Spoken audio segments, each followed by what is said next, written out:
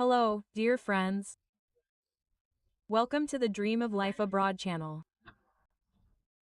You've probably heard about financial difficulties, rent, insurance, taxes. But tell me honestly, who warned you about the invisible costs? The ones that don't show up in your banking app, but are reflected in your eyes. Social media shows us the glossy images of a cozy Berlin coffee shop.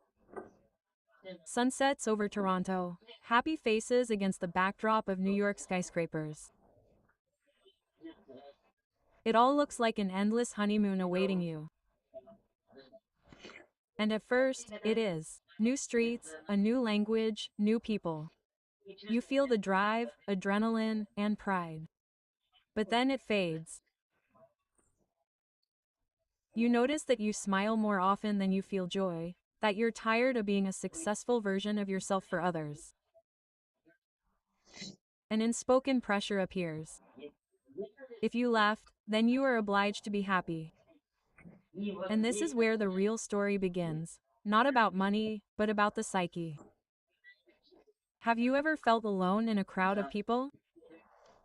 You're surrounded by a huge number of people. You go to classes, to shops, to work, but inside, it feels like you're looking at the world through glass. Life abroad is a constant cultural translation. You don't just speak another language, you think in another language, filter your emotions, adjust your humor, and shift your behavioral code. And this is emotional labor, a huge amount of labor. Over time, small shifts in identity occur. You no longer fully belong in the country you left, but you don't yet belong here either. A strange feeling arises. Where am I? Who am I now? And no one talks about it out loud, because you dreamed about it. Bureaucracy, finding a doctor, filling out paperwork, waiting lists. Every practical difficulty is compounded by emotional isolation when there's no mom, friend, or anyone to say, "I'll figure it out, don't worry," and you have to build a support system from scratch. And then there's guilt. It's hard, but you're afraid to admit it because those around you think you have the perfect life abroad, and you keep quiet. This invisible backpack gets heavier not because of the problems, but because you're carrying them alone. But here's the important thing. You don't have to just survive. Expand your social circle beyond expats. Yes, it's easier with them, of course, but integration begins where it's a little scary. Mental health requires tools. Online therapy, international psychological platforms, digital journals, mindfulness apps. This isn't weakness, it's awareness. And stop thinking that you've moved, you've resettled, it's deeper. It's a process, a personal restructuring, and it takes time. Give yourself permission to be in the process, not the result. The biggest challenge of living abroad isn't language, money, or even documents. It's the loss of inner support. But here's what's important. Home isn't geography. Home is a state of being. When you start putting your mental well-being first, everything changes. You stop living in a mode of trying to prove yourself. You switch to a mode of consciously living. You no longer try to fit someone else's image. You create your own, and then life abroad stops being a test of strength. It becomes a space for growth. Tell me honestly, are you just surviving now or are you already starting to thrive? Let me know in the comments. I'd be very interested. I really want to know what you're going through.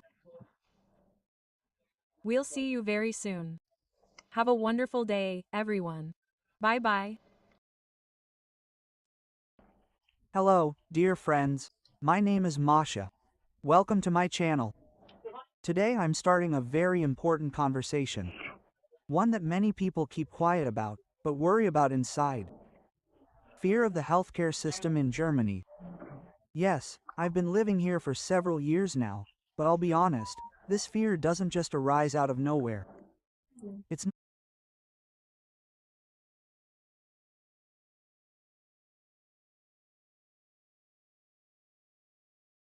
not about poor healthcare, it's about a gap in expectations, about the feeling that you're supposedly in a developed.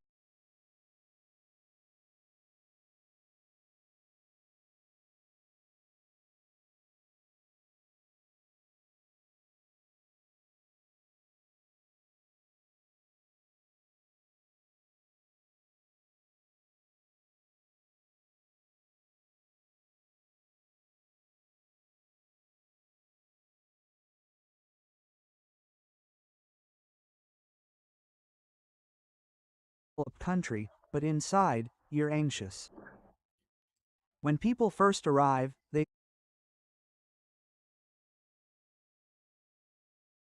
think, Europe, everything is perfect.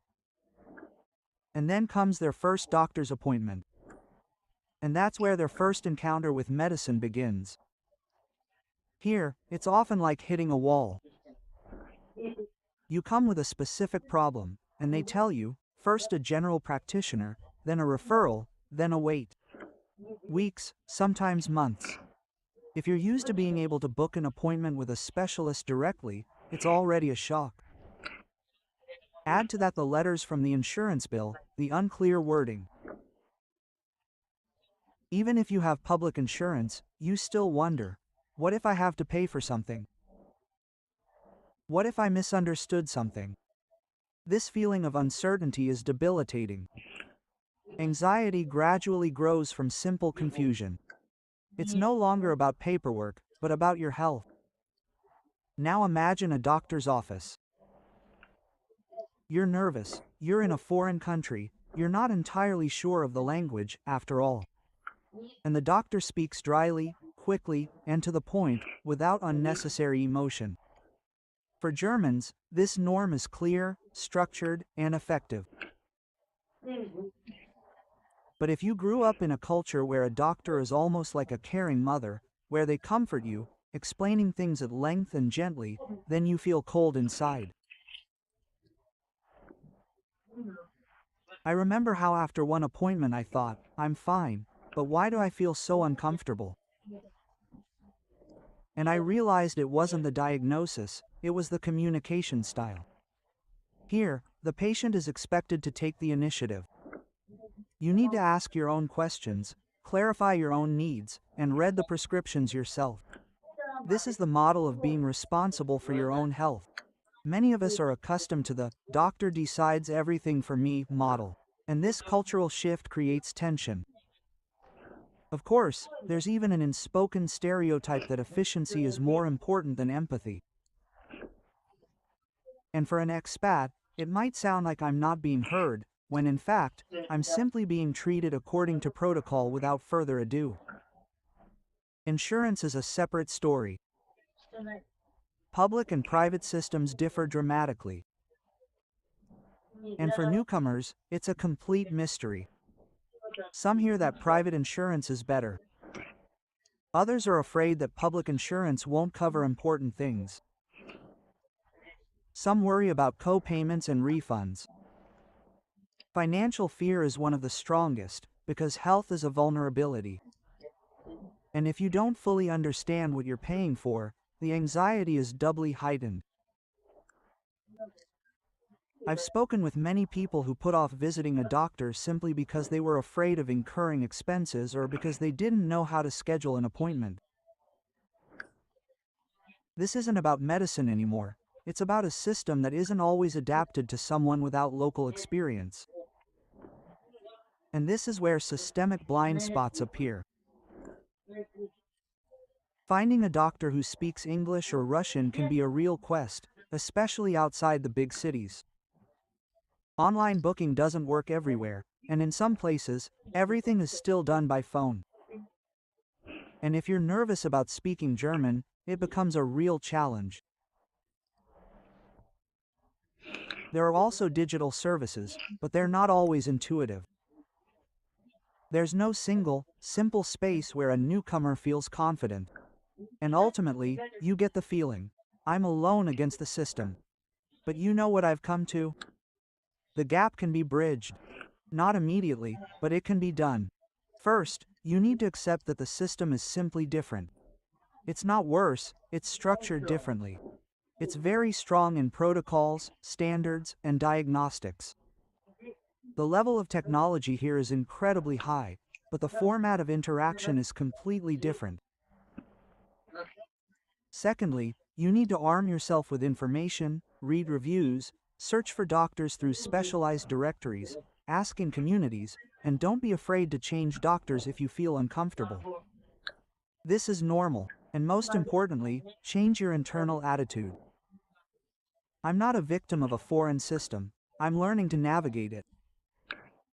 When I understand the processes, my fear begins to dissolve. I won't idealize it. Yes, the system has its challenges for immigrants. Yes, sometimes there's a lack of empathy, and bureaucracy can be intimidating. But when you begin to understand the rules of the game, everything becomes much calmer. And I want you to hear the main thing. Fear of healthcare in a new country isn't weakness. It's a normal reaction to the unknown. But the unknown disappears when knowledge appears. So don't put off taking care of yourself because of anxiety. Understand, ask questions, and be sure to learn. And gradually, you'll see that a wall isn't a wall at all. It's simply a door that you need to learn to open. As I began to more deeply observe myself and other people living here, I realized one very important thing. It's not just about paperwork, referrals, and insurance. The most intense tension arises inside the office. When you walk into the doctor's office, you're already a little nervous. It's a foreign country, a foreign system, health, the topic is always sensitive. So you start explaining what's bothering you. And in response, there are short questions, quick decisions, and minimal emotion. Everything is clear, everything is to the point, and it seems professional, but inside, there really is a feeling of coldness. For a long time, I couldn't understand why this was happening, and then I realized it was simply a cultural clash. In some countries, a doctor is almost like a psychologist. They listen for a long time, feel, and explain gently, while in others, they're an expert who quickly analyzes and simply makes a decision. Here, patient autonomy is valued. You're expected to explain everything to the point, clarify details, and ask about treatment options. If you remain silent, no one will force you to know. If you don't ask a question, they might assume you understand everything. And that's where the disconnect arises. Many expats perceive such directness as rudeness, especially when it comes to personal matters, such as mental health, weight, or chronic illnesses. The language can be very direct, without any softening. And if you're used to a more polite manner, this can be hurtful. I once left an appointment and thought, why does it feel like I'm being lectured by a teacher? Even though the doctor was simply stating the facts without emotion or embellishment. This communication style is considered normal and honest here, but for many of us, it truly sounds cold. There's another important point: expectations of the doctor's role. In some cultures, a doctor is an authority figure who makes decisions for you.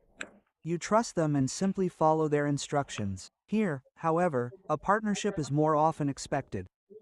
You may be presented with several options, ask for your own opinion, and if you're not ready for such responsibility, this can also cause stress. Add to this the language barrier. Even if you speak well, in a stressful situation, your brain can freeze. You understand half of what's said, and the other half you're making up. Health isn't the kind of area where you want to speculate. And a stereotype is gradually forming. Here, effectiveness is more important than empathy. Many say this, but the truth is more complex. Empathy exists, it's just expressed differently, not through warm words, but through precision, through following protocol, through confidence in actions. But when you're used to a different format of support, you might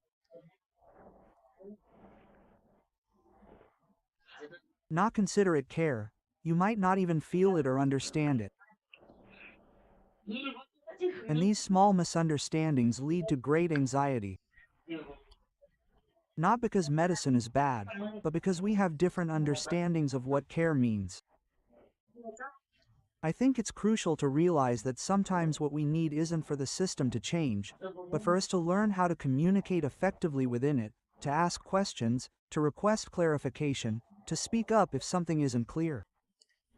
This isn't weakness, it's a mature position. And you know what I realized?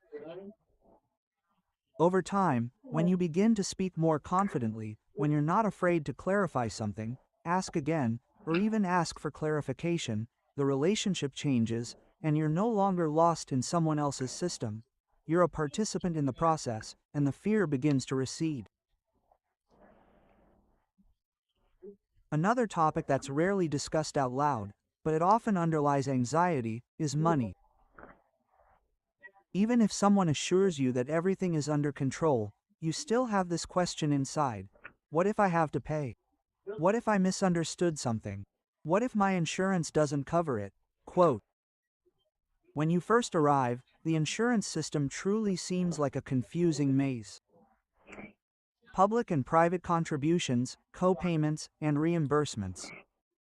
It feels like you need to be an accountant to figure it all out. And if you haven't grown up with this system, it feels foreign and complicated. I remember the first time I received a letter from an insurance company. There was nothing scary about it, but the very fact that it was an official letter was already tense. You start rereading every line, looking for a catch, because you keep thinking, what if it's a bill? Financial uncertainty increases fear of doctors. People may put off appointments not because they don't care about their health, but because they're afraid of unexpected expenses. Especially if they've heard stories of surprises after private consultations or additional examinations. In reality, the system in Germany is quite transparent, but it takes some getting used to. You need to understand what your insurance covers, what co-payments there are, and when you'll get a bill and when you won't. Knowing the rules reduces anxiety, but the path to this knowledge, of course, takes time. And one more thing. Speed and accessibility. In large cities, it's easier to find a doctor who speaks a language you understand. In smaller cities, it can be a real challenge. And when you're feeling unwell, you don't want to waste energy searching. Plus, traditional processes. Scheduling by phone, waiting on hold, paper forms. For someone accustomed to fast online services, this feels like a step backwards. If you're not confident in the language, a simple call can be a source of stress. Personally, I sincerely recommend everyone install the Dr. Lip app. It makes scheduling doctor appointments easier. I use it myself and recommend it to you. I'll leave the title of the sentence in the description of this video. Sometimes the system simply doesn't take into account how vulnerable a person is in a new country. And you're already adapting to the culture, to documents, to work, to your children's school, and the medical issue becomes another burden. That's where the feeling comes from. I can't cope. But you know what? Is it important to understand? Much of this fear is based on the unknown. As soon as you start to understand it step by step, it becomes easier. I learned how insurance works. Already -1 fear. I found a doctor I feel comfortable with. -a second fear. I understood what documents I need. Another barrier disappears. I always say, information is the antidote to anxiety. Not rumors, not other people's horror stories, but concrete knowledge. And then the system stops seeming like a huge monster. It becomes simply a structure with its own rules. And yes, it has weak points. Yes, not everything is ideal for immigrants, but when you stop looking at it through the prism of fear and start to see its logic, a lot really falls into place. There are things that are not usually discussed out loud, but to be honest, the system really is not always convenient for those who came from another country. And this is not about good or bad. It is about the fact that it was not built for an international audience. One of the most noticeable problems is the availability of information in understandable language. Yes, in large cities, it's easier to find a doctor who speaks, for example, English. Sometimes you'll get lucky with a Russian-speaking specialist. But once you travel outside the major centers, the search turns into a real quest. Imagine you're feeling unwell. You're anxious, and you need to not just explain your symptoms, but also understand complex medical formulations. Even with a good command of English, the brain works differently under stress, and with an average level, anxiety simply increases exponentially. The second blind spot is digital processes. On the one hand, Germany is technologically advanced, but on the other, many medical institutions still operate according to old models. Phone calls instead of convenient apps, paper documents, waiting for a letter in the mail. For someone accustomed to fast digital services, this creates a feeling of slowness and even helplessness. And then there's the psychological aspect. When you're an immigrant, you already feel a little out of place. Any difficulty is perceived more acutely. Even if for a local it's a normal process, for you it's another barrier that needs to be overcome. Sometimes the system simply doesn't take into account the importance of support during the adaptation phase. There's no unified space where a newcomer can get clear answers without the fear of appearing stupid. And because of this, many become withdrawn. Some begin self-treatment, others procrastinate. But I want to be honest. Despite all these difficulties, the system is very strong in standards, diagnostics, and patient safety. The problem isn't the quality of medicine. The problem is that communication and adaptation don't always keep pace with the reality of international society. We can either remain in a victim position or learn to build bridges. I realize that waiting for the system to become perfect for everyone is absolutely useless. But you can create a supportive environment around yourself, seek recommendations through the community, make a list of trusted specialists, and not be afraid to change doctors if there's no contact. This is normal. Changing your internal attitude really helps.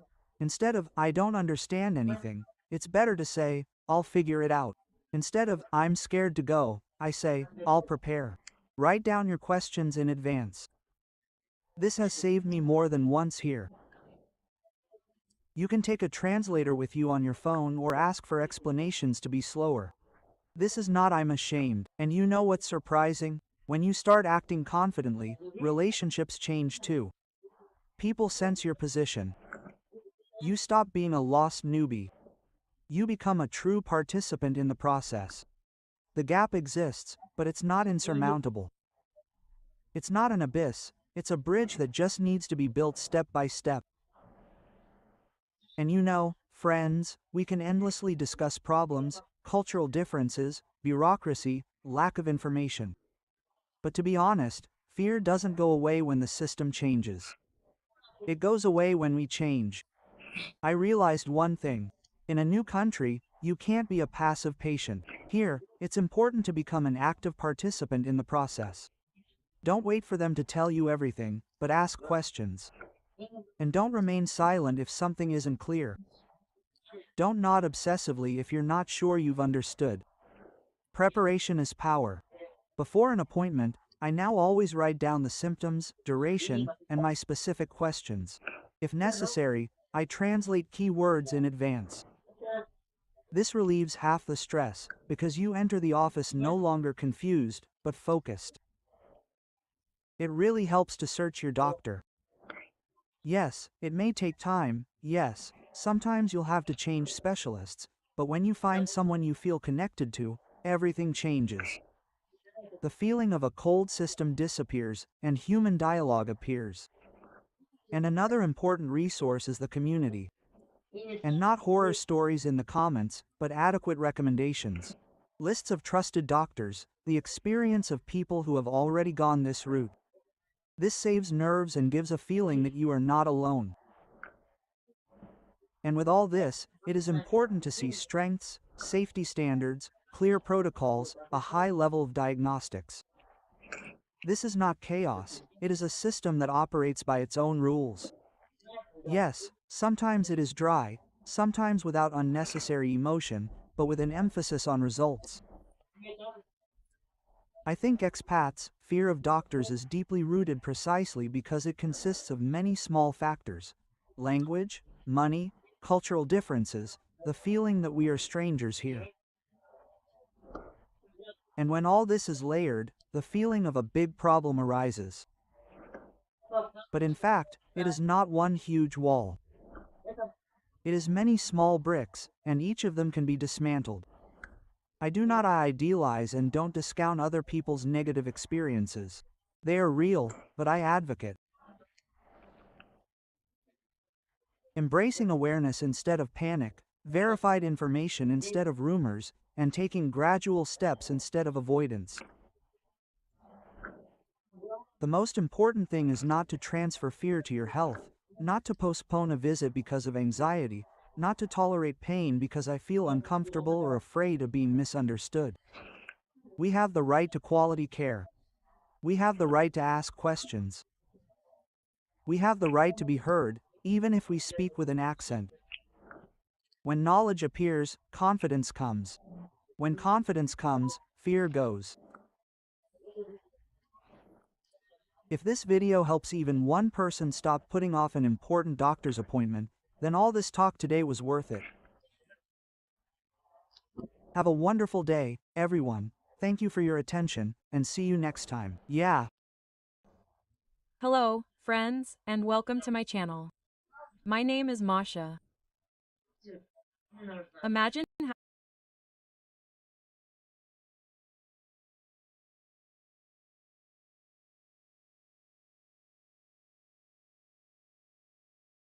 having to wait not weeks, but months, and sometimes even years, to see a psychologist in Germany. And this is not an exaggeration. For many people, this is reality. If you've ever experienced searching for a specialist, you know the feeling. First, hope, then confusion, then irritation. And at some point, a dangerous thought appears. Maybe I don't really need help that much. And this is where the most important problem begins. And not just the lines. The problem is that long waits in themselves affect the psyche. They increase anxiety, decrease motivation, and provoke a feeling of isolation. A person feels as if their state has been put on hold, but life remains. But there is a solution, and it starts with the right strategy. First, separate emotions from facts. Fact: the system is overloaded. Emotions are ignoring me. These are two different things. The more clearly you separate them, the less internal tension you'll feel. Second, act systematically, not chaotically. Not one call, but a list of specialists. Not one request, but multiple requests. Not one method, but several channels: phone, email, online platforms. The tried and given up approach increases wait times. The working according to a plan approach reduces them. Third, use temporary support. Waiting is not a void, it's a period of preparation. You can start a journal, keep your own diary of feelings and observations of your state, master self-regulation techniques, breathing, and body practices. You can read professional literature and also participate in self-help groups. Of course, this is not a substitute for therapy, but it reduces the level of distress. 4. Manage frustration consciously. Frustration is a natural reaction to the delay of an important need. It's important not to suppress it, but to experience it ecologically. Acknowledge anger, talk about it, and channel your energy into action, not self-criticism. Fifth, remember your right to support. A long wait does not mean your problem is not serious enough. If your condition worsens, there are crisis services, hotlines, and emergency consultations. This isn't a last resort, it's a resource. The most important thing is not to put your life on hold until your appointment. Waiting shouldn't turn into psychological isolation. If you think finding a psychologist in Germany is as simple as typing it into Google and making an appointment, I hasten to stop you. It's not the luckiest person who wins, but the most systematic one. The first mistake is waiting for someone to call back. The second is contacting only one specialist. The third is searching without understanding how the system works. Let's break it down step by step. Don't limit yourself to your area. In Germany, therapy can also be provided online. This automatically increases your chances. The wider the geography, the shorter the wait. Make a list of at least 20 specialists. Yes, it sounds like a lot, but this is a real, busy system. Send a short, structured request. Who are you, briefly, and what are you contacting? If you have public or private insurance and a convenient time to contact, use the official channel through your insurance company. If you have public insurance, you have the right to assistance in finding a specialist. The insurance company is required to provide a list of available therapists. Many people are unaware of this right and waste months. In Germany, there are psychotherapists with medical degrees. And there are psychologists and psychotherapists. Each has different levels of training and different payment systems. Sometimes, in short, there is a waiting list for alternative specialists. Even if you are told that there is no long-term therapy available, you can get a diagnostic appointment. And this is already a step forward. Sometimes, it is after such an appointment that a spot opens up. When you hear that there are no spots available, your brain perceives this as a personal rejection, but it is not a rejection to you. It is an overload of the system. If you perceive the process as a game of probability, rather than an assessment of your importance, you become emotionally relieved. Another strategic tool is planning a follow-up contact. If a specialist says, call back in 3 months, set a reminder. Don't rely on memory. In Germany, many things work through consistency. And most importantly, don't make searching your only focus. Set specific times each week for calls and emails.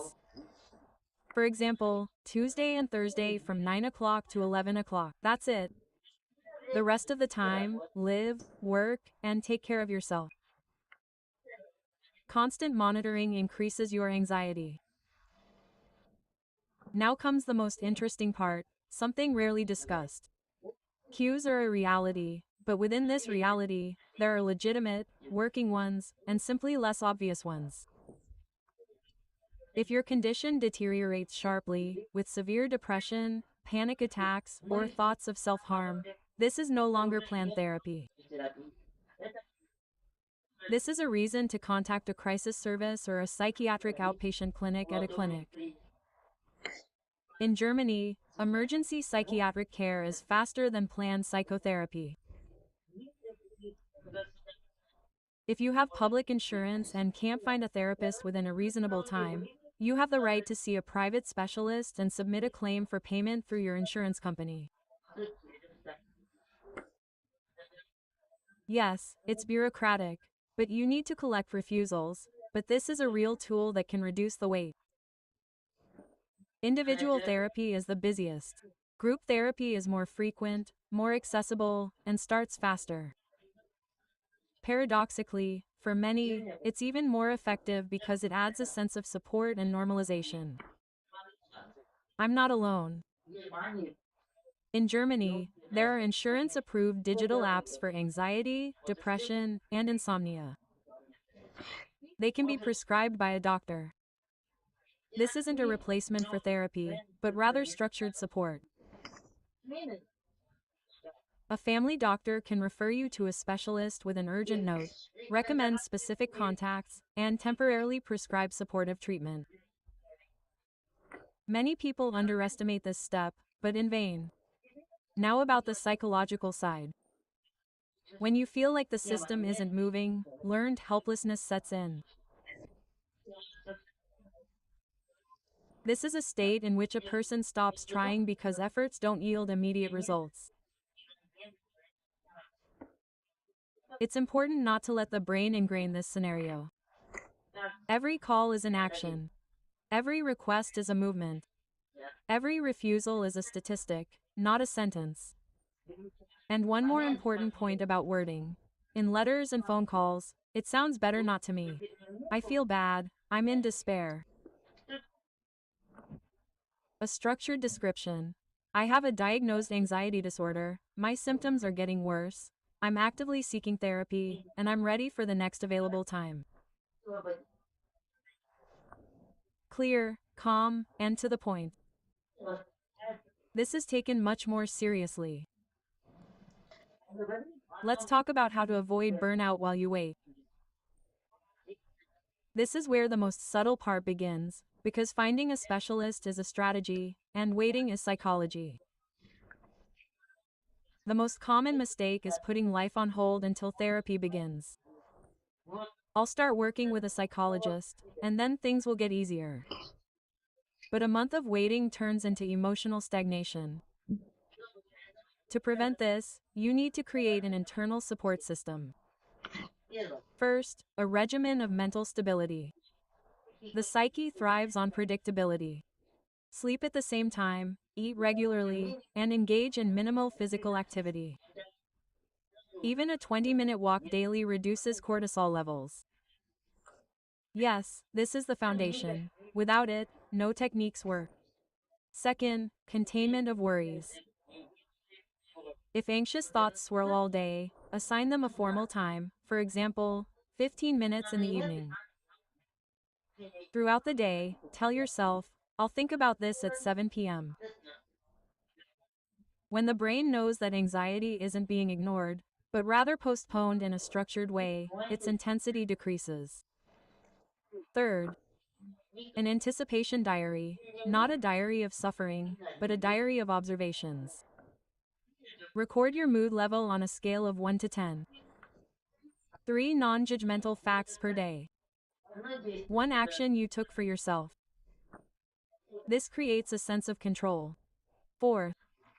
Social prevention of isolation. Anticipation intensifies the feeling, I'm alone with this. Even 1 regular contact a week, a phone call, a meeting, a group, reduces the risk of deepening depression. 5th, reducing information noise. Constantly searching for symptoms online increases anxiety. If you've already decided to seek therapy, please stop endlessly self-diagnosing. And now an important point. Frustration is a normal reaction to delay. But chronic frustration without relief turns into irritability or apathy. Therefore, be sure to add relief. Movement, sports, dancing, voice exercises, cold water, breathing with an extended exhalation. The body must emerge from this constant, agonizing state of anticipation. You are not a person waiting in line. And please, don't make that anticipation the center of your identity. You are simply a person temporarily seeking support. When a spot finally opens up, how can you seize the opportunity and begin on the right foot? A call or email has freed up a spot. And then, unexpectedly, not joy, but anxiety kicks in. What if this is the wrong specialist? What if he or she can't help me? Yes, what if I waited in vain? This is a normal reaction. After a long wait, the psyche truly does become cautious. The first rule: don't idealize the start. The first meeting isn't magic or instant relief. It's an introduction, a diagnosis, and a tuning in. Your goal isn't to please the specialist. Your goal is to honestly describe your condition. Prepare in advance. Before the first meeting, it's helpful to write down your main symptoms, when they began, what aggravates the condition, what you've already tried, and your expectations for the therapy. This saves time and helps structure the conversation. Evaluate the rapport. After 1 or 2 sessions, ask yourself 3 questions. Do I feel heard? Do I understand how the work will be structured? Do I feel the professional confidence of the therapist? If the answers are mostly no, you have every right to keep looking. Therapy is a collaboration, not a one-sided service. Don't expect constant comfort. Good therapy sometimes feels uncomfortable because difficult topics are raised. The difference between something difficult, but important, and something that doesn't suit you is a feeling of safety. Continue to take care of yourself outside the office. Therapy is 1 hour a week, the other 167 hours. This is your real life. Results are formed there. And now the most important thing is not just waiting for the therapist. It is a test of a person's ability to remain active in a system that is not always fast. If you have reached the beginning of therapy, you have already done a lot of work, you have not given up, you have not devalued your condition, and you have taken action. And even if you are still searching, you are no longer helpless. You have a strategy, you have an understanding, you have the tools. The system in Germany may indeed be slow, but your movement within it can be confident. And this is a true survival guide. Thank you very much for your attention. Have a wonderful day, everyone. Until next time. Bye-bye. Hello, friends. My name is Masha. I'm so glad to see you on my channel. Have you ever felt like this? You're walking down the street, in a store, or sitting in a cafe, and suddenly a complete stranger makes a cutting remark about where you're from, how you live, what you do. And it stings, doesn't it? It sounds louder than all the applause you've heard for your achievements, and it feels like an attack on you personally. Let me say right away, this isn't personal. It's not your fault, and it's not a reflection of your worth. In fact, when people make such harsh, rude, and insensitive comments, they're projecting their inner complexes, their anxieties and insecurities, their cultural stereotypes.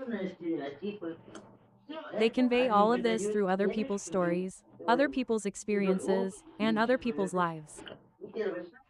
And the first step I want to take with you today is to understand this principle. You are not a screen for other people's fears. The fact that someone is trying to correct you or put you in your place actually says more about them than about you. But awareness is only half the battle. The second is reaction. It's important not to fall into this trap. Most people think the best response is a witty retort, a verbal riposte. In fact, psychologists know this only fuels the cycle of aggression, draining your energy and escalating the conflict. What to do instead? We start with a simple mental filter. Every time you hear a rude remark, separate the words, the emotion, and the true essence. A hostile comment isn't a diagnosis of your personality. It's statistical data about the speaker's worldview. And when you begin to see it as data, rather than a personal insult, the power of those words simply fades. The next step is setting boundaries. There are several key techniques here that psychologists use daily. A curious pause. Instead of immediately reacting, pause, allowing yourself to digest the situation and decide whether to respond. In general, the method of confident calm. Speak politely, confidently, and without aggression, demonstrating a high internal status. Control your exit. Decide when to educate, when to ignore, and when to simply walk away, maintaining your dignity. And the third element is maintaining inner warmth. You can protect your energy, but not close yourself off from the world. Maintain the ability to smile, to be open to positive interactions, even if you encounter rudeness around you. This is the power of psychological resilience. You don't lose yourself, remaining a person with warmth and consideration for others. Imagine the situation. You hear a harsh remark and suddenly your heart starts pounding. Your breathing clears. Your palms sweat slightly. The body reacts instantly. Danger. Although in reality, there is no physical threat. This is the stress response, built into us evolutionarily. Our brain perceives a social attack as a threat signal, even if it is only verbal. And then the sympathetic nervous system kicks in, adrenaline rushes, energy is released, the desire to defend yourself or run away. You feel a surge of emotion, anger, resentment, confusion. And this is where most people make a mistake. They react impulsively. Words fly, arguments build, emotions escalate, and instead of controlling, you give your power to the aggressor, allowing someone else's insecurity to control your state. A psychological strategy works differently. The first step: stop the body's reaction, simply breathe, mentally review the situation, and filter your interpretation. Separate facts from emotions. Words become data, not accusations. The next level is internal dialogue. In a moment of tension, it's important to tell yourself, this isn't about me, it's about their inner fears and insecurities. Or, in short, someone else's rudeness is noise, not a diagnosis. And the third element is practicing micro boundaries during times of stress. You can simply stop the conversation, smile, change the subject. You can calmly set a boundary. I understand your point of view, but I disagree with the tone. You can engage in physical situations without engaging in sports. These techniques help you regain control of your own body and emotions, transforming a potentially traumatic situation into a manageable experience. It's important to remember that the more often you practice seeing someone else's rudeness as external noise, the less it affects your confidence. Every time you remain calm, your brain strengthens a new neural habit, the habit of emotional resilience. When someone makes a harsh remark about your immigrant background, your work, or your lifestyle, it's easy to believe it's about you personally. But this is where the psychological mechanism of projection comes into play. Projection is when a person transfers their fears, anxieties, or internal conflicts onto another. In other words, a harsh remark most often says something about what's going on inside them, not about you. For example, someone criticizes your accent or country of origin.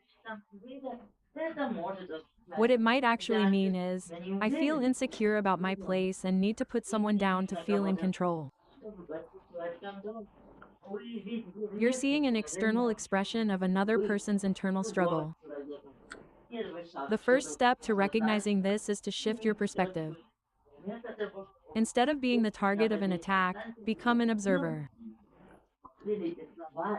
Separate the words and the emotional load, what is said and how you feel. Remember that the sting of words is an instrument of someone else's anxiety, not a characteristic of you. The second step is clinical reframing. Tell yourself, this is not a reflection of my value, but a signal about the other person's internal state. Create a mental filter. Junk data does not reach your self-esteem. Step 3. Highly significant boundaries. The curious pause method. Slow down your reaction to evaluate whether it is worth responding at all. The method of moderate calm. Calm, confident speech without aggression. Controlling the exit. Sometimes it is better to end a conversation with dignity than to engage in an emotional duel. The final step. Maintaining cultural and personal warmth. You can protect your energy without turning into a barbed wire wall. Remain open to positive interactions when they occur, and at the same time, have a protocol for negative ones. This way, you regain control of your story, rather than allowing hostility to dictate your emotions. When you recognize projection and establish boundaries, harsh remarks cease to be personal trauma. They become data that you can work with strategically. Once you recognize that someone else's harsh remarks are about projection and their internal conflicts, it's important to learn to defend yourself without aggression, maintaining inner calm. The first thing to master is a curious pause.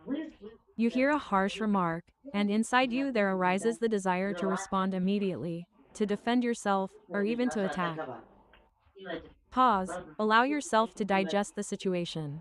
What is this really about? Who is it about? How do I want to respond? This pause is your powerful tool. It shows that you control your emotions, and they don't control you. The second technique is confident calm. Speak calmly, confidently, and without unnecessary emotion. A simple phrase, "I kind of understand your point of view, but I have a different experience." Or "Thank you for your comment. I disagree with it." Maintains your position and demonstrates high status without conflict. Technique 3. Controlling the exit. You have the right to end the conversation, leave, or change the subject. This isn't weakness, it's mature self-protection. A strong person doesn't engage in every verbal duel. They choose to invest their energy. Technique 4. Visualizing an internal account. Imagine an invisible barrier around you that filters out negativity. Words may pass through the filter, but they don't affect your self-esteem. Each time you practice this, you strengthen your psychological immunity. Technique 5. After an unpleasant encounter, it's helpful to perform a small ritual to regain your strength. Deep breathing, a short walk, a cup of tea, contact with supportive people. This helps relieve stress and restore a sense of inner balance. And finally, maintain human warmth. Setting boundaries and protecting yourself doesn't mean you become cold or distant. You simply learn to separate other people's negativity from your inner world. This way, you don't lose the ability to smile, empathize, and be open to genuine, friendly communication. By implementing these methods, you transform any rudeness into a tool for growth and self-control, rather than a source of stress. You become the master of your emotions, rather than a hostage to someone else's aggression. To stop being upset by rude comments, you need to develop habits of psychological resilience. The first element is a daily self-support practice. Begin and end each day with a short internal check-in. Acknowledge your feelings without judging them. Tell yourself, "My value does not depend on others' words." Visualize a day where you calmly respond to any comments. The second element is a support network. Surround yourself with people who understand the nuances of life in a new culture, can support you, and offer an objective perspective. Sometimes simply discussing what happened is enough to relieve emotional burden. The third element is training your emotional intelligence. Every encounter with rudeness is a mini laboratory. What caused your stress? How could you use pauses, boundaries, and a filter? What worked? What can be improved? In this way, you transform unpleasant moments into a practice of self-control and developing resilience. The strategy of enlightenment through observation is the fourth element. When someone makes a remark, repeat to yourself, this isn't about change, this is about their internal struggle. Over time, this becomes a reflex. You perceive social aggression as fact, not as a personal offense. The fifth element is maintaining warmth and openness. Even when defending your boundaries, you can remain humane and kind. Strength isn't in coldness, but in the ability to combine steadfastness and empathy. This is a unique skill valued in every culture. And finally, you are not powerless in the face of someone else's rudeness. Every harsh remark is an opportunity to practice confidence, self-control, and emotional maturity. Over time, you stop reacting automatically, turning potential conflicts into exercises in developing inner strength. When you practice these strategies consistently, you don't just defend yourself from rudeness. You create your own zone of psychological immunity, where others' words cannot cause harm. The most important thing is that you preserve yourself, your warmth, and your ability to live in a new culture with confidence and joy. Thank you all so much for your attention. See you in new videos. Bye-bye. Hello, my dear friends. My name is Masha. Welcome to my channel. If you've ever felt that meeting a German man resembles a structured encounter rather than a romantic intimacy, this is not an illusion. You are encountering a different cultural model of building and forming attachments. From a clinical perspective, interpersonal relationships are always a clash of two emotional systems. And the greater the difference in the way feelings are expressed, the higher the risk of misinterpretation. In Slavic culture, emotional warmth is demonstrated quickly and expressively. Intimacy often begins with intensity. Gaze, flirtation, intonation, and emotional involvement. It is this difference that creates a sense of distance. It is important to understand that in Germany, emotional restraint does not equate to a lack of feelings. It reflects the value of autonomy, predictability, and respect for boundaries.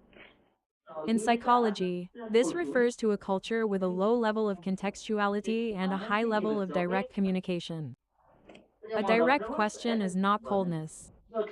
Clear planning is not a lack of spontaneity. Rationality is an inability to go deep. In the early stages of dating, a German man typically evaluates compatibility logically. He strives for clarity of intentions and transparent expectations. This reduces anxiety and minimizes the risk of emotional chaos. For a woman raised in a more expressive frame of reference, this style can be perceived as detachment. Cognitive dissonance arises. He behaves correctly, but I don't feel the intensity. It's important to distinguish between intensity and depth. Intensity is the speed of emotional exchange, while depth is the stability and reliability of the connection. The German model is often built on depth through gradualism.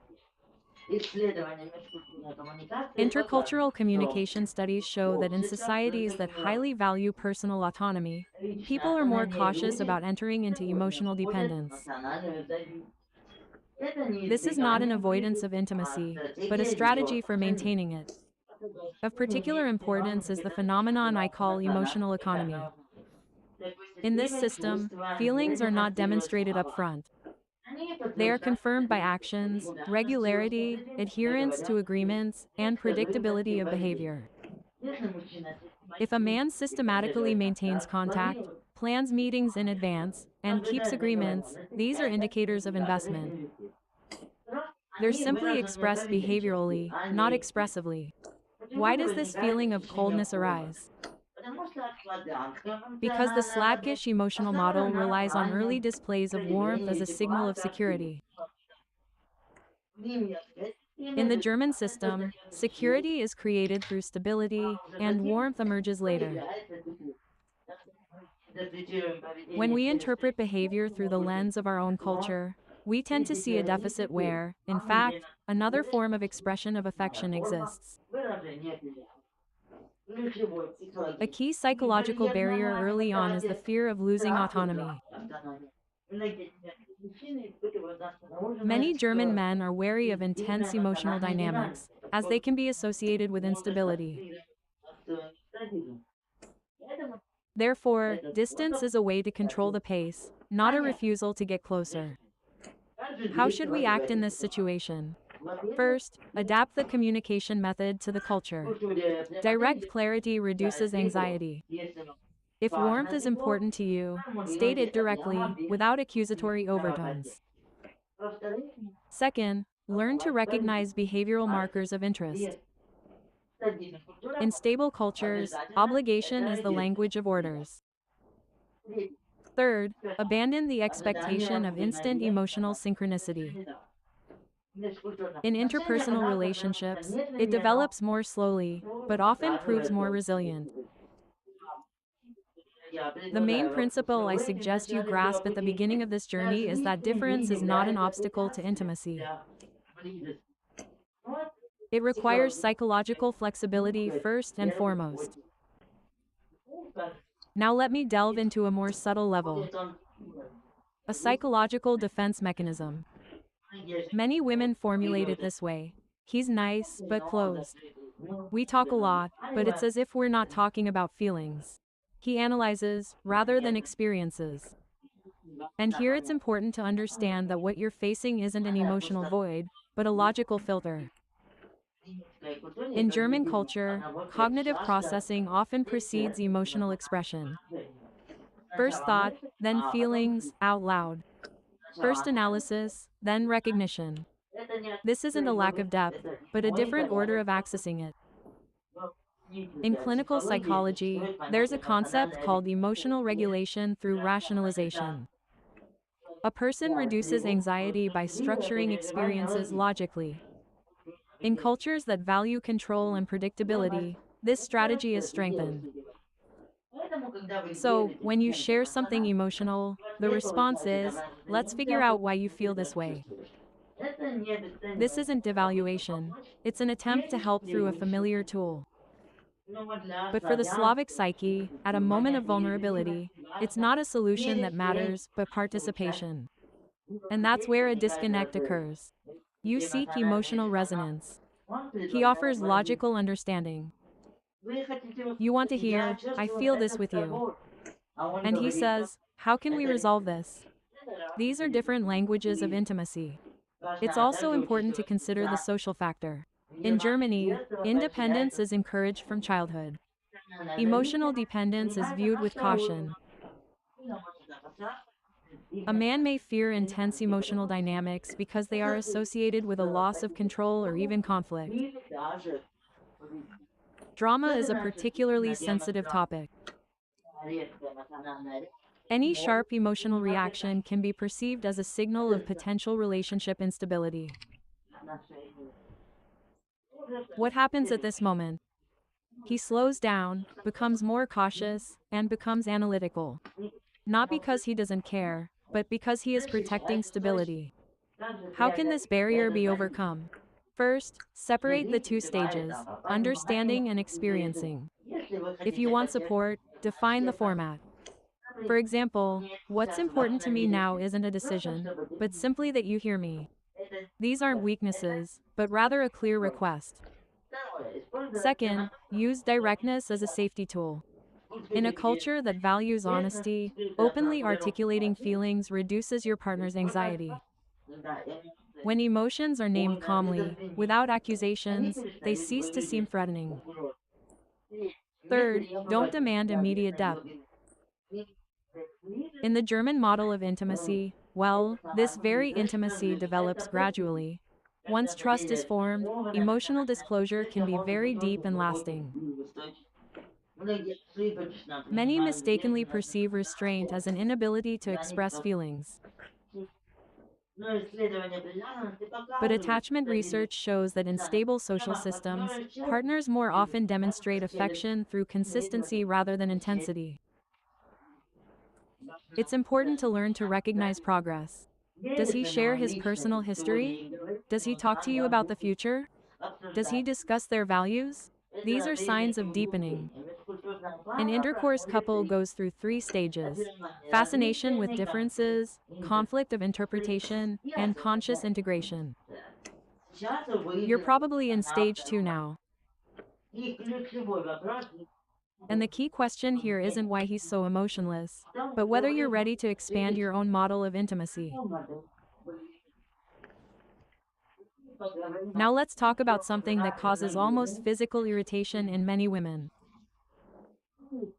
He writes, "You're free in 2 weeks on Thursday," and at that moment a thought may arise inside you. In 2 weeks, it's generally romance or a dentist appointment. In Germany, time is not just a resource, it's a form of respect. Clear planning is perceived as an indicator of seriousness of intentions. If a man fits you into his schedule in advance, he does not distance himself, he gives the meeting significance. For a woman accustomed to spontaneity as a marker of passion, this may seem like a cooling of interest. But in the German model, predictability creates a feeling of security. Security is the foundation for the development of feelings. It is important to understand that in a highly structured culture, spontaneity can be perceived as an invasion of personal space. Not because you are unimportant, but because disruption to the schedule causes stress. The German psyche is socialized in a system where a plan is control, and control is stability. When the schedule is stable, a person feels calmer and more ready for emotional involvement. Therefore, a date arranged in advance is not an absence passion, girls, is an investment. However, the question arises: how to maintain vibrancy in such a system? First, distinguish between structure and the absence of feelings. If he consistently plans meetings, does not cancel them, and keeps agreements, this is a high level of reliability. In a long-term relationship, this is precisely the trait that becomes the foundation. Second, introduce spontaneity in an environmentally friendly way. Instead of a sudden, "let's go right now," try a softer format.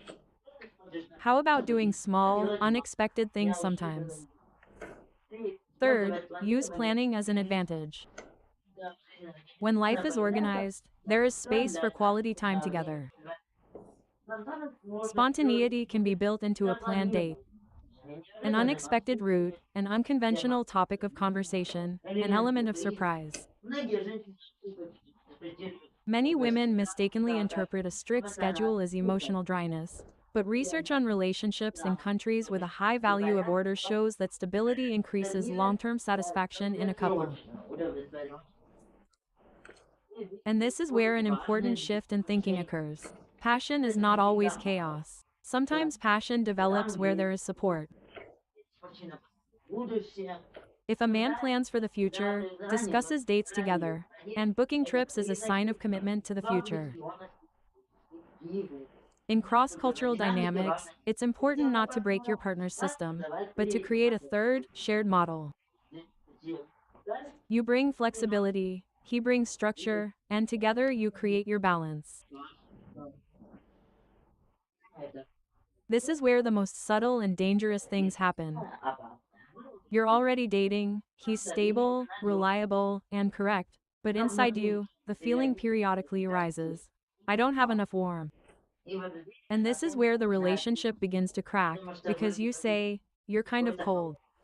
And he sincerely doesn't understand what you're talking about. In his perception, he's doing everything right. Let's look deeper. In Slavic culture, warmth is expressed through expression, intonation, touch, emotional words, and frequent confirmation of feelings. Caring is heard and felt. But in German culture, warmth is more often expressed through actions. He helps, fixes things, solves problems, keeps promises, and doesn't violate boundaries. This is no less valuable, it's just a different language. The problem arises when you speak the language of emotions, and he uses the language of functions. You wait for words, and he demonstrates actions. You want emotional confirmation, and he thinks that his reliability has already said it all. From the perspective of attachment psychology, this is a clash of expressive and restrained models of expressing feelings. Neither is better, but if they are not synchronized, a feeling of deficiency arises. Another important point is the attitude to personal space. In Germany, respect for privacy is a fundamental value. Excessive emotional intrusion can be perceived as pressure. Therefore, a partner may process feelings internally before sharing them. For you, this may look like distance. For him, it's a normal way of self-regulation. What to do? Stop devaluing his way of showing care.